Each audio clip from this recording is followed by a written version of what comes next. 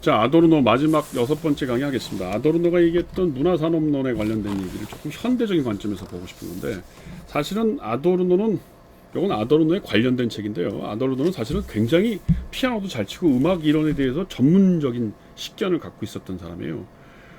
그래서 이제 그 아도르노가 이렇게 하고 싶은 얘기는 뭐냐면, 그 안에 이 음악 안에서 뭔가 새로운 형태의 어떤 세상을 인식하고 그다음에 사람을 통제하고 사람의 감정을 유도하는 그런 기능이 있다고 보는 거예요. 근데 기본적으로 아도르노가 그 대중산업론에서 얘기했던 건 뭐냐면, 음악이나 예술이라는 게, 특히 이제 음악만 한정시켜서 얘기를 해봅시다. 음악이라는 게 기본적으로 좀 창의성이 있어야 될 거 아니에요.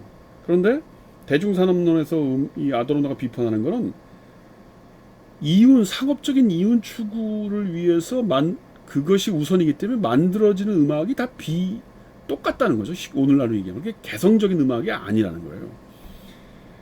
그러니까 일종의 이제 사이비 개성이라는 표현을 써요. 요 뭐 제가 쓴 건 아니고 요 책 그 미국 사람이 쓴 건데, 이제 그 아도르노의 대중산업론 뭐 이런 거를 이제 오늘날의 관점에서 어떤 식으로 볼 수 있을까 뭐 그런데, 표준화된 방식, 그다음에 사이비 개성, 이제 이런 것들이 소위 오늘날의 현대의 그 음악을 만드는 하나의 시스템화로 정착됐다는 거죠. 그래서 무슨 히트곡을 만들어내는 방식, 또 가사를 쓰는 방식, 요즘은 가사를 쓰는 방식도 거의 기계적으로 공장에서 찍어내듯이 하고요. 그 노래 가사를 혼자 쓰지 않아요. 예전에는 왜 작곡가나 작사가가 혼자서 막 창의적인 작업을 하고 막 그랬잖아요. 요즘은 작사도요, 공모를 합니다. 여러 사람한테. 제가 그 작업에 한번 참여를 해봐서 하는데, 수십 명한테 수백 명한테 작사를 공모를 해가지고 그 중에서 또 이렇게 그 라이팅 하는 사람들이 그걸 이렇게 조합을 해. 그래가지고 그 작사가 만들어지면 그 작사를 보고 또 그 곡을 쓰는 사람 또 따로 곡을 쓰게 만들어가지고 그걸 조합을 해요. 그러니까 어떤 한 사람의 머리에서 창의적으로 나오는 게 아니고 집단체제로 음악을 만들어냅니다. 그리고 어떻게 음악을 쓰고 만들면 히트곡이 된다는 걸 이 사람들은 여러 가지 데이터를 통해서 알아요. 어떤 비트의 음악으로 어떤 식의 가사를 써야 되는지. 그러니까 일종의 표준화된 음악을 만들어내는 거죠. 그러니까 독창적이거나 아주 새로운 게 만들어지기가 어렵다는 거예요, 오히려.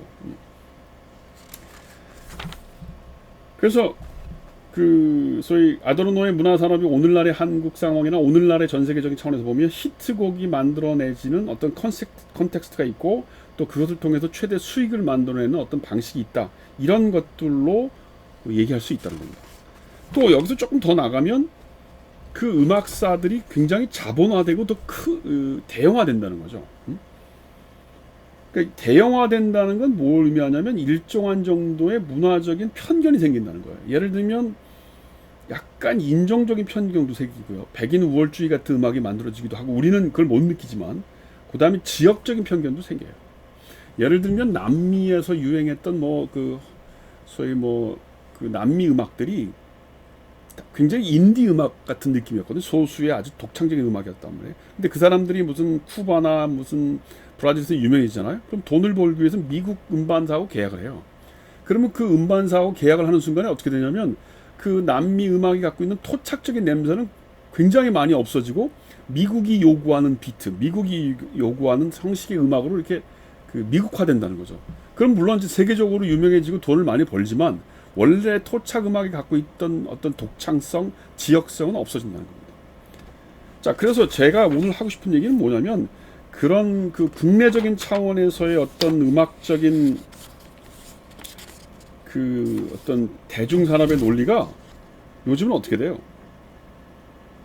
글로벌리제이션화 된다는 거죠. 글로벌리제이션. 그러니까 우리는 제국주의라고 하는 거를 뭐 군사의 제국주의 혹은 뭐 경제 제국주의까지 우리가 얘기를 하는데, 문화의 제국주의 혹은 음악의 제국주의, 이런 건 우리가 잘 이해를 못하는 거죠.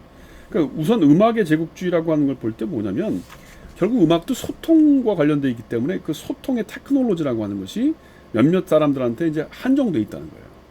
그렇죠? 옛날에는 이제 LP판을 만들었으니까 그걸 생산하고 유통하는 그 어떤 유통 그 라인을 장악하고 있는 거죠.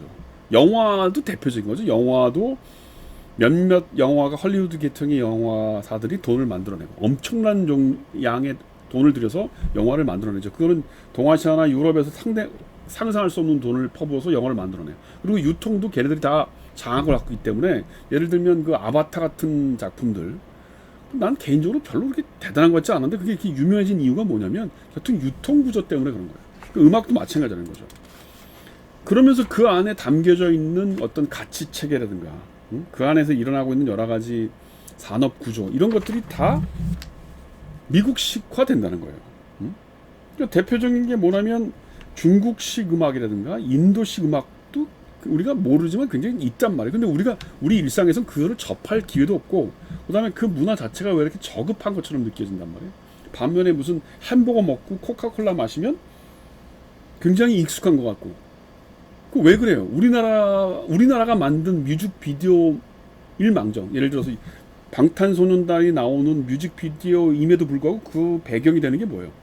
미국의 가스 스테이션이나 미국의 무슨 피자집 앞이라든가 그런 배경이 많이 나온단 말이에요. 그 뮤직비디오 안에도. 그러니까 자연스럽게 미국식 코카콜라 문화, 미국식 대중문화가 혹은 미국식 청바지 문화가 압도적인 것처럼 되는 거죠. 그래서 이것이 어떻게 보면 음악 속에 깔려있는 문화적 제국주의로 작동이 되고 그 안에서 다른 형태의 음악들이나 다른 형태의 장르들 그런 레퍼토리들이 살아남을 수가 없는 거예요.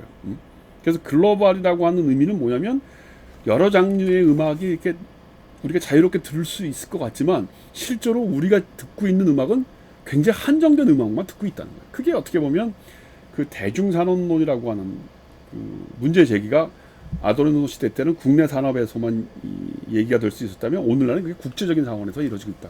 그래서 문화라고 하는 것이 혹은 음악이라는 것이 제국주의적인 형태로 만들어지고 있다.